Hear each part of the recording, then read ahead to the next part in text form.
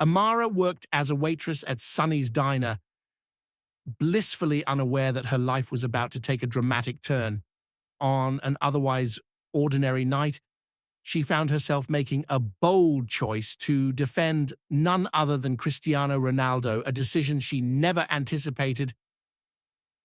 The evening shifts at Sunny's Diner were routine for 29-year-old Amara, whose infectious smile and easygoing nature made her a favorite among the regulars. Nestled in a quiet corner of Berkeley, San Francisco, the diner was a hub for retired locals who gathered to chat, share stories, and obsess over soccer.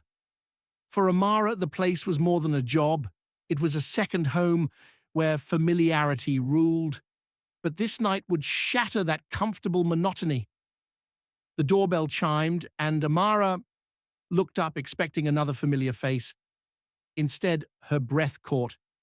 Cristiano Ronaldo, the legendary soccer player, strolled in casually dressed, as though he belonged in this modest little diner. His understated hoodie and sneakers couldn't conceal the magnetic presence that made the room buzz with whispers and double takes. For a second, Amara's mind froze.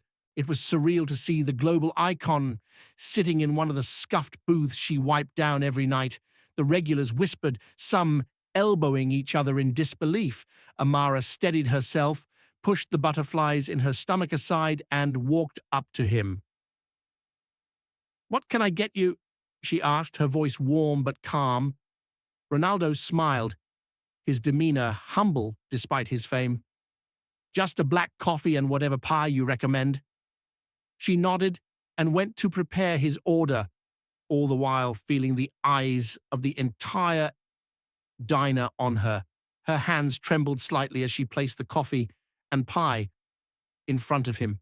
"Enjoy," she said. "Thank you," he replied, with a polite nod, his gaze drifting toward the window. The excitement of serving Ronaldo was almost too much, but the atmosphere quickly shifted.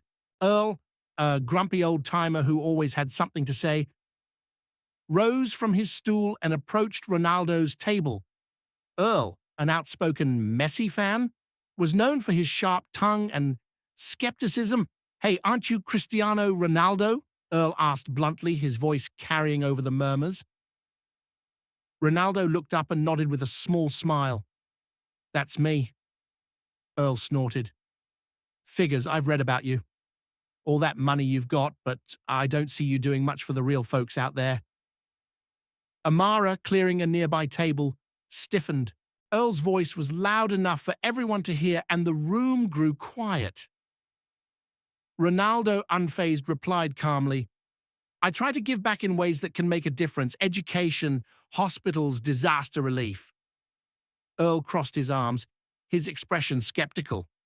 "Yeah, sure, sounds like PR nonsense to me."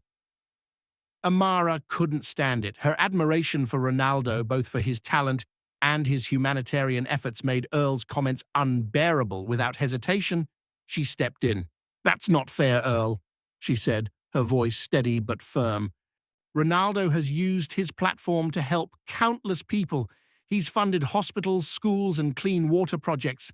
Actions like that speak louder than words." Earl turned to her, frowning. "And you believe all that? How do you know it's not just for show?" "Because it's real," Amara shot back. "He doesn't need to prove anything, but he chooses to help. That deserves respect, not criticism." The diner fell silent, and Amara's heart pounded. Ronaldo looked at her with gratitude, but the tension in the air was thick. Earl grumbled and returned to his seat, but the damage was done.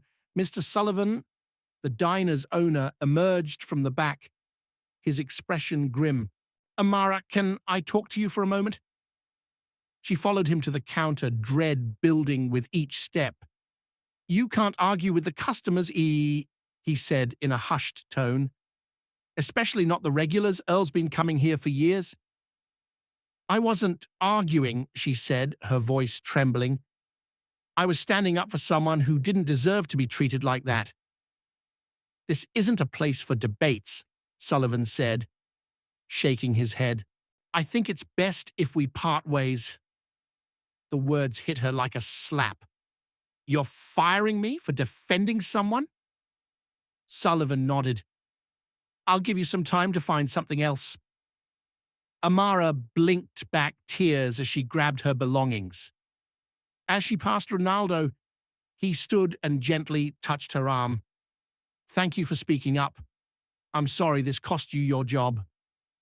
She forced a small smile. It's not your fault, but Ronaldo wasn't done. Before the night was over, he offered her a position with his foundation, a chance to turn her life around while making a difference in others. Amara's courage and kindness hadn't gone unnoticed, and this was just the beginning of an incredible new chapter